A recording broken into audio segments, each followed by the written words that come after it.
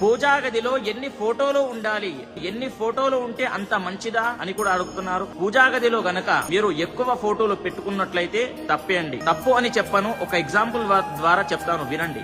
మీ యొక్క ఇంటికి 10 మంది వచ్చారే అనుకోండి అతిథులు, వాళ్ళకి మర్యాదలు చేస్తారు కదా, ప్రతి ఒక్కరికి కూడా మర్యాదలు చేస్తారు. కాకపోతే వాళ్ళ దాంట్లో ఒకరికి మీరు సేవలు చేయలేదే అనుకోండి, మర్యాద చేయలేదే అనుకోండి, వాళ్ళు ఫీల్ అవుతారా అవ్వరా? ఫీల్ అవుతారు కదా. కాబట్టి ఆలోచించండి, ఏంటంటే 10 ఫోటోలు పెట్టుకున్నారు, 10 ఫోటోలకు డైలీ నిత్యము పూజ చేస్తున్నారా, ధూప దీప నైవేద్యాలు సమర్పిస్తున్నారా అని కూడా ఆలోచించాలి. కాబట్టి ఏ దేవాలయానికి వెళ్ళినా సరే అక్కడి నుండి ఫోటోలు తెచ్చుకొని ఇంట్లో పెట్టుకుంటున్నారు, అది కరెక్టా కాదా మీరే ఆలోచించండి. మీకు శక్తి ఉంటే చెయ్యండి, నేను చెయ్యొద్దు అని చెప్పను. మీరు డైలీ చేస్తాను, ధూప దీప నైవేద్యాలు సమర్పిస్తాను అంటే తప్పకుండా చెయ్యండి.